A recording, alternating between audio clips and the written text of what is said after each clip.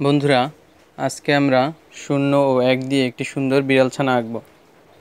প্রথমে আমরা ভেবে একটি 0 এঁকে নেব, এর পাশ দিয়ে একটি 1 আঁকব। এবারে 0 বা বৃত্তের মাঝে ছোট ছোট দুটি গোল দিয়ে আমরা বিড়ালটির চোখ আঁকব, চোখের উপরে দাগ দিব।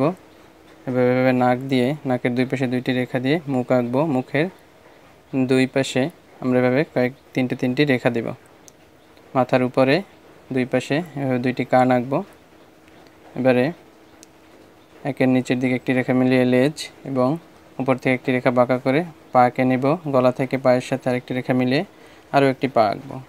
সামনে এভাবে একটি বৃত্ত বা 0 দিয়ে বল এঁকে তাতে নকশা করে নেব। এবারে বিড়ালের শরীরে এভাবে তির্যক রেখা দিয়ে আমরা বিড়ালটিতে নকশা করব। আর মাথায়ও আমরা এভাবে তির্যক রেখা দিব।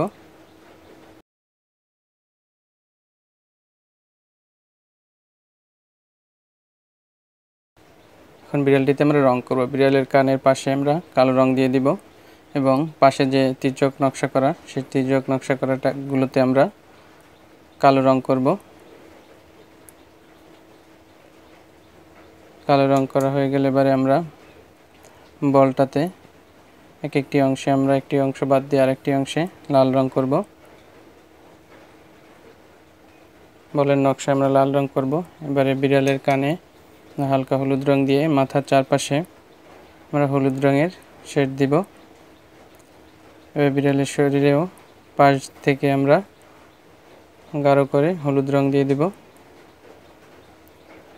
বিড়ালটিতে হলুদ রং করা হয়ে গেলে এবার আমরা বলটিতে হলুদ রং করব।